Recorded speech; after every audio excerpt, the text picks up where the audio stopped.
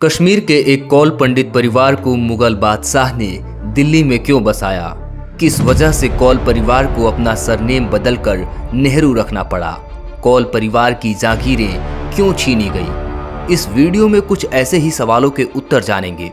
कहानी की शुरुआत आज से 3 शताब्दी पहले से होती है, सन 1710 से। उन दिनों कश्मीर का एक कौल परिवार जिसके मुखिया राजनारायण कौल थे, उन्होंने सन 1710 में कश्मीर के इतिहास पर एक किताब लिखी थी जिसका नाम था तारीख कश्मीर। कौल की इस किताब की खूब तारीफ हुई। ये तारीफ फैलते फैलते दिल्ली के मुगल बादशाह फर्रुखसियर तक भी पहुंची। उस समय बादशाहों के दरबार में पढ़े लिखे लोगों का काफ़ी महत्व था और बादशाह फर्रुखसियर भी राजनारायण के काम से काफ़ी प्रभावित थे। इसलिए फर्रुखसियर ने 9 साल बाद सन 1719 में कौल को परिवार सहित दिल्ली दरबार के लिए आमंत्रित किया और हमेशा के लिए यहीं बस जाने का आग्रह किया। अब राजा के बुलावे पर कौन मना करे? कौल भी सपरिवार कश्मीर छोड़कर दिल्ली आ गए। बादशाह की तरफ से कौल को थोड़ी जागीर और चांदनी चौक में एक हवेली दी गई। इसके करीब 2 साल बाद ही फर्रुखसियर मारा गया, लेकिन कौल को मिली जागीर और चांदनी चौक की हवेली सलामत रही। यहीं से शुरू हुआ नेहरू सरनेम का इतिहास, जिससे आज हम सब परिचित हैं। दरअसल राजनारायण कौल चांदनी चौक में जहाँ रहते थे, वहाँ हवेली के पास नहर बहती थी, इसलिए आसपास के लोग कौल फैमिली को नेहरू कहकर बुलाने लगे।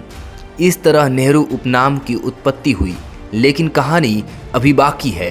नेहरू उपनाम के साथ भी कौल लगता रहा। जैसे राजनारायण कौल से राजनारायण कौल नेहरू हुआ। एक भारतीय लेखक B.R. नंदा अपनी किताब द नेहरूज मोतीलाल एंड जवाहरलाल में लिखते हैं कि जैसे जैसे मुगल सत्ता के बाहर होते गए, वैसे वैसे मुगलों द्वारा लोगों को दी गई जागीरें खत्म होती गईं। इसमें राजनारायण कौल की भी जागीर शामिल थी। आपको बताते चले कि कौल की जागीर घट तो रही थी, इसके बावजूद भी इसमें आखिरी हिस्सेदारी कौल के 2 पोते मौसाराम कौल और साहेब राम कौल की थी।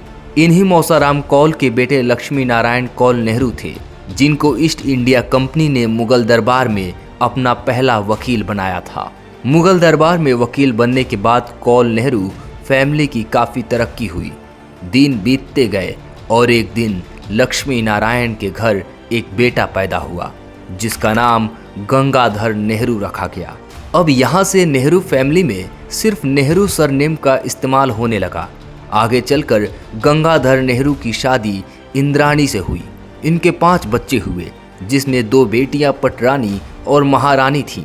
3 बेटे बंसीधर, नंदलाल और मोतीलाल नेहरू थे। तीनों लड़के पढ़ लिख कर वकील बने।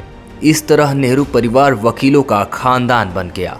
आगे चलकर मोतीलाल नेहरू की 2 शादी हुई।